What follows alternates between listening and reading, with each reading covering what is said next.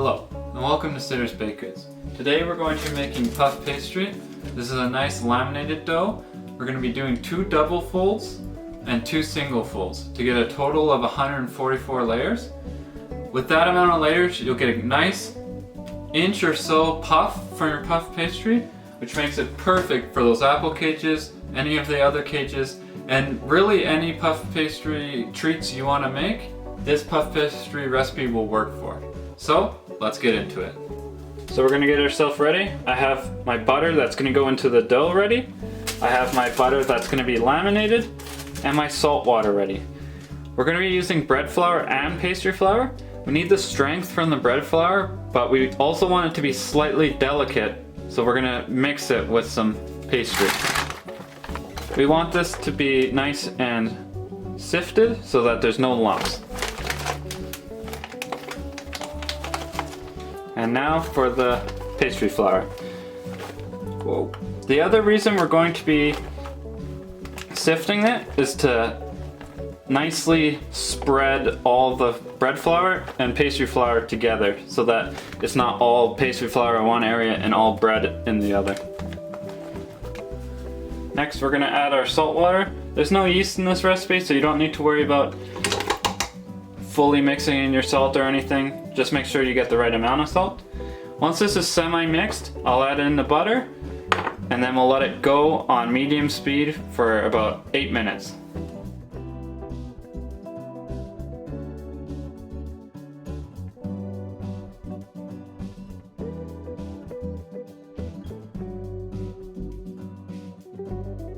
Once you get to this stage, just go for 8 minutes on medium speed.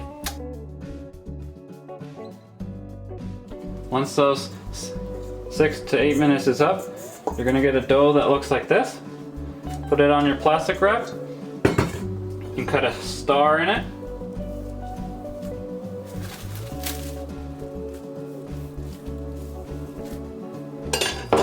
And then we're going to just wrap this up and let it rest in the fridge. Don't wrap it too much because we want those cuts to help. So we're going to let it rest in the fridge for half an hour with the butter. Make sure everything's cold. You don't want the butter melting too much. And we'll come back then. So once you've let it rest, you can now pull those leaves back to make a square. Also, remember to keep the plastic because you're going to be letting this rest a lot. So don't just go crazy. The other thing with this recipe is most recipes you want to use whatever flour you're using. So like if you're making bread, you want to be using bread flour. If you're making pastries, pastry flour. But with this one, because we're using bread and pastry flour, and you don't want to use one or the other to ruin the ratio, we're going to use all-purpose for this one. But this is only a special recipe for that. So all you're going to do that, make it into a square, then you're just going to roll it out.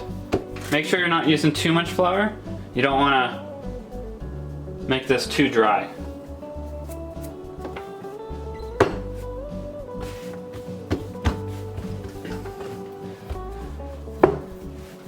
So you want to just make this into a nice square.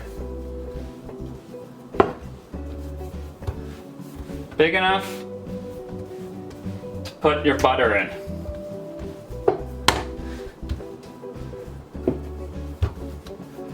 This is a nice soft dough, so you will be able to stretch if you need to.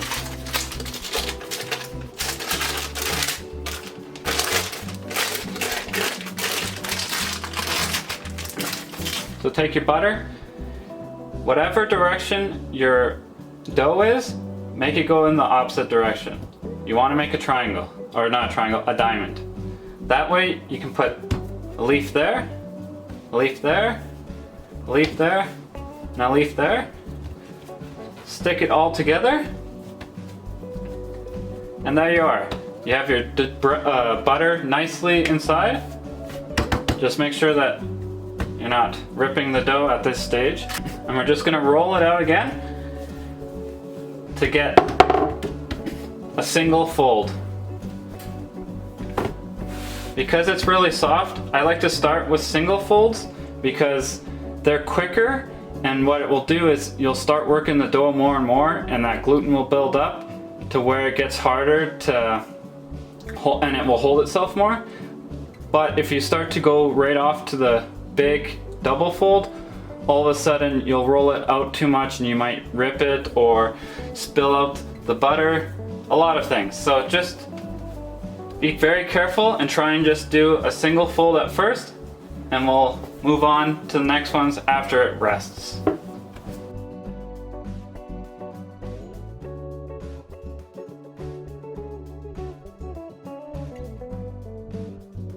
Once you're happy with the size, what you're going to do is you're going to fold it, but off-center it. Just to make sure that the outsides have no butter in them, because they're the outsides.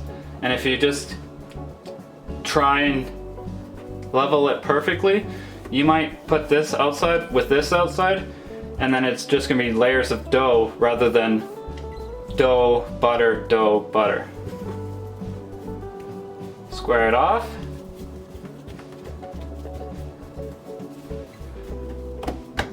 Just like so.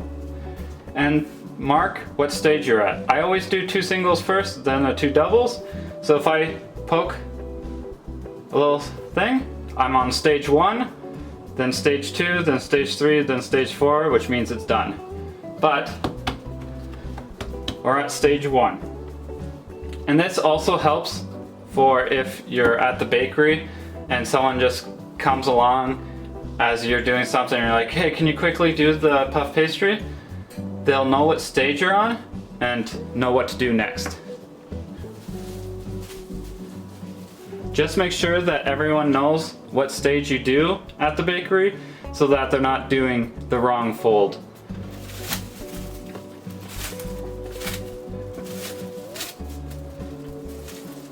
So we'll just put this back in the fridge for about half an hour to rest.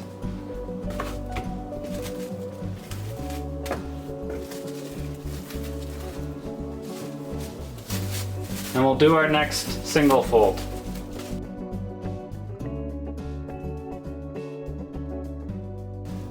One fold down, 3 to go.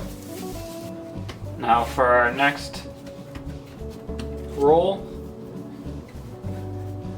I always like to make it super long on the beginning one, because the more and more you fold this, the tougher it's gonna get.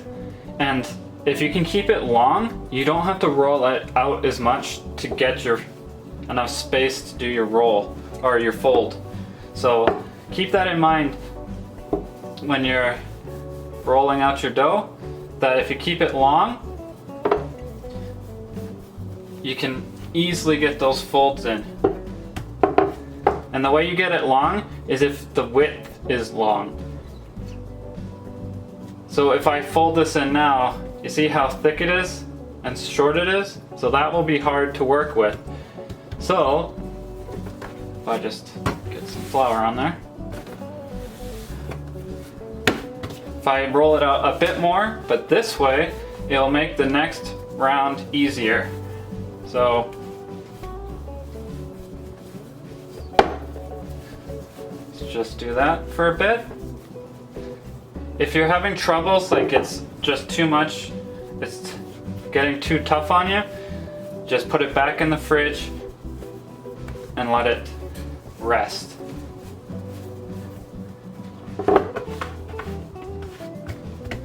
This will be a decent size, so I'll continue on like this. Make sure to stretch it to make it to the sides like a square rather than like that. You don't want this piece to be wrong. And then fold this over. If you have any air pockets like that, you can squeeze them early on and get them out, because later on those will rip and cause big problems with your layers. Early on you only have a few layers, so it's okay to get them out of the way quickly. Give it a nice squeeze so that it's easier to roll out because it's not as thick. And wrap it again, and we'll come back to do our 2 book folds or double folds. So 1, 2, stage 2.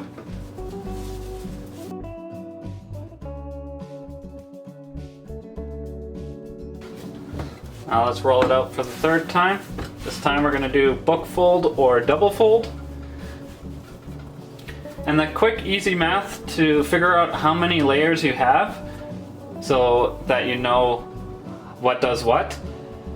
A single fold is times 3 and a double fold is times 4. And you just continue on like that. So if you do 3 singles, you got 3 times 3 is 9 and 9 times 3 is 27. So if you do want a ton of layers, you can do 3 singles and 2 doubles, and that will make you go all the way up to 432 or something like that. But 144 is a decent area to be, so I prefer to stick with my 2 singles, 2 doubles. However, the one time I do differentiate from that is when I'm making a yeast laminated dough for, say, croissants, things like that. I will do 3 single folds. So I'm at 27 layers.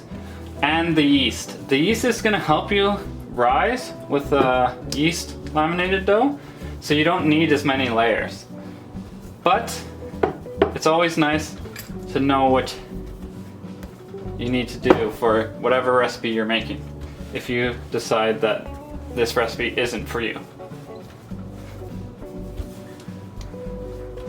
Okay, so this seems to be working very tough, so I'm not going to go any further.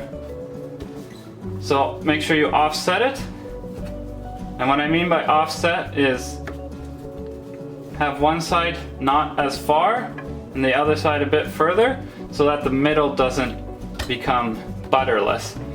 And then fold on top of each other. You can start to see everything's bouncing back now and getting really tough. So be careful that you don't rip anything. We'll put our 3 things, wrap this, and let this rest again.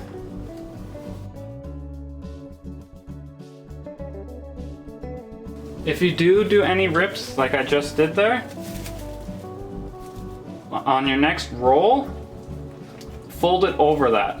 And the more you cover those holes, the more your dough will stay working. There we are. Let's put this in the fridge. Now for the final fold, let's just roll this out. Again, remember, it ripped on this side, so I want to make sure that I fold this side over itself so that damage gets semi-repaired. This is an amazing dough to get prepped when you have any spare time, or if it's a really slow week or anything like that, because this takes a long time to make because you have to let it rest so many times, but it freezes perfectly and doesn't get worse and worse. You'll lose maybe a tiny bit if you let it stay in the freezer for months on end, but if you're at the bakery and you're selling it constantly, you won't be doing any of that issues. With all the work already done, it makes all those puff pastries super easy to make and quick. So if you ever have a slow day or you have a day off and you're noticing that you're out of your puff pastry, you can yourself can come in. You don't need to have your employees come, and you can just quickly make like 8, 10, depending on what size bakery you have, and boom, you have all of it prepped, ready to go. So So again, we're going to offset so that the areas don't mess up and don't layer properly. And then fold it in half.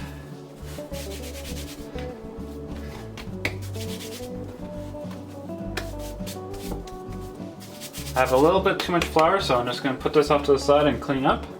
While I clean up though, I'm going to put this in the fridge and I'll take it out so we can have a little chat at the end. Obviously, I'm not going to be taste testing it because that's silly.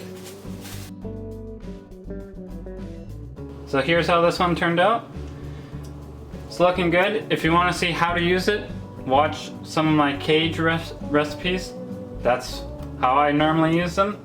Obviously, there's so many other ways you can use it, and I'd like you to experiment with it. But it's a nice, easy recipe to get done and prep, ready to go whenever you need it. So I'm just going to put this in the freezer, and I'm done. So, if you've liked this video, please like and subscribe. You can follow me on Facebook, Twitter, or Instagram. I even have my own website. Thank you, and have a nice day.